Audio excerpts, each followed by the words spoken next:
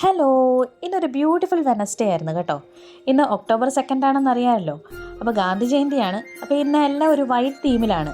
അതുകൊണ്ടാണ് ഞാൻ വൈറ്റ് ഡ്രസ്സൊക്കെ ഇട്ട് നിൽക്കുന്നത് കേട്ടോ. അപ്പോൾ രാവിലെ സ്കൂളിൽ പോകാനായിട്ട് വൈറ്റ് ഡ്രസ്സൊക്കെ ഇട്ട് നല്ല റെഡിയായി നിൽക്കുന്ന സീനാണ് ഇപ്പോൾ കണ്ടത് കേട്ടോ.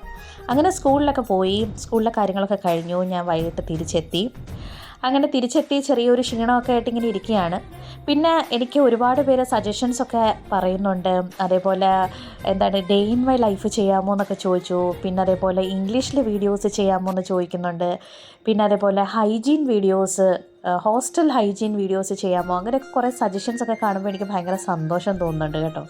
കാരണം നമ്മൾ ചെയ്യുന്ന ഒരു വീഡിയോ അക്സെപ്റ്റ് ചെയ്യുന്നുണ്ടല്ലോ, നമ്മൾ പറയുന്ന കാര്യങ്ങൾ ആൾക്കാർ കേൾക്കുന്നുണ്ട്, അക്സെപ്റ്റ് ചെയ്യുന്നുണ്ട് എന്ന് അറിയുമ്പോൾ ഒരു പ്രത്യേക സന്തോഷമുണ്ടല്ലോ. So I am very happy with that. അപ്പോൾ ഈ സജഷൻസൊക്കെ ഞാൻ ഇൻക്ലൂഡ് ചെയ്യാം, എൻ്റെ വീഡിയോസിൽ ഇൻക്ലൂഡ് ചെയ്യാൻ ഞാൻ മാക്സിമം ശ്രമിക്കുന്നുണ്ട്. Of course I will try കേട്ടോ. പിന്നെ ഇത് ഞാൻ വൈകിട്ട് വന്നിട്ട് കുടിക്കുന്നത് ചായയൊന്നും അല്ല, വെള്ളമാണ്. എന്താണ് എൻ്റെ മുഖത്തൊരു വിഷമം? നിൻ്റെ അഭിനയം തീരെ പോരാ, കുറച്ചും കൂടെ ഒന്ന് പ്ലസൻ്റ് ആയേ പറ്റൂ. പക്ഷേ ഞാൻ ആക്ച്വലി ആലോചിച്ചുകൊണ്ട് നിൽക്കുന്നത് വൈകിട്ട് എന്ത് കഴിക്കാൻ ഉണ്ടാക്കണം എന്നാണ്. എന്താണെന്നറിയില്ല, അഭിനയിച്ച് വന്നപ്പോഴേക്കും ഒരു വിഷാദഭാവമായി പോയി. വിഷാദമൊന്നുമില്ല കേട്ടോ.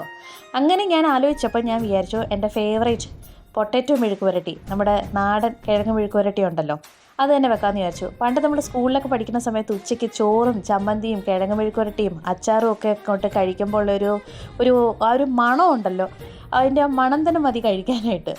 പിന്നെ ഇത് ഞാൻ ചമ്മന്തി അരച്ചുകൊണ്ടിരുന്നപ്പോഴാണ് എൻ്റെ അതിൻ്റെ മേലൊക്കെ അഴുക്കായിരിക്കുന്ന പോലെ എനിക്ക് തോന്നി. അപ്പോൾ പിന്നെ ഞാൻ അതിനെ ഒന്ന് സോപ്പൊക്കെ ഇട്ട് ഒന്ന് കുളിപ്പിച്ച് വൃത്തിയാക്കാമെന്ന് വിചാരിച്ചു.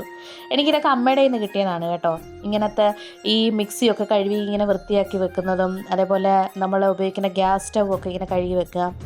അമ്മയുടെ അത്രയും ഓർഗനൈസ് ചെയ്യാനൊന്നും ഞാൻ അത്രയും മിടിക്കുകയല്ലെങ്കിലും കുറേയൊക്കെ ഞാൻ അതേപോലെയൊക്കെ ആയി വരുന്നുണ്ടിപ്പോൾ. പണ്ട് കുറേ വഴക്കൊക്കെ കിട്ടിയിട്ടുണ്ട് കേട്ടോ. അമ്മയാണെങ്കിൽ ഭയങ്കര വൃത്തിയാക്കി വെക്കുന്ന ഒരാളാണ്. ഞാൻ കുഞ്ഞുനാളി അത്രയൊന്നും ആയിരുന്നില്ല. അപ്പോൾ അതിനൊക്കെ അന്ന് അമ്മയുടെ നിന്ന് കുറേ കിട്ടിയിട്ടുണ്ട്. ഇപ്പോൾ പക്ഷേ എന്തോ എനിക്ക് തന്നെ തോന്നുന്നുണ്ട്, എല്ലാം വൃത്തിയാക്കി വെക്കണം, റെഡിയാക്കി വെക്കണം, എന്നാലേ ഒരു ഐശ്വര്യമുള്ളൂ എന്നൊക്കെ തോന്നാറുണ്ട്. അപ്പോൾ അതുകൊണ്ടാണ് അങ്ങനെയൊക്കെ ചെയ്യുന്നത്. പിന്നെ ഇത് ഞാൻ കുക്കിങ്ങൊക്കെ കഴിഞ്ഞതിന് ശേഷം വലിയ ആഡംബരമായിട്ടുള്ള കുക്കിങ്ങൊന്നും ഇല്ല കേട്ടോ. കുക്കിങ്ങൊക്കെ കഴിഞ്ഞു.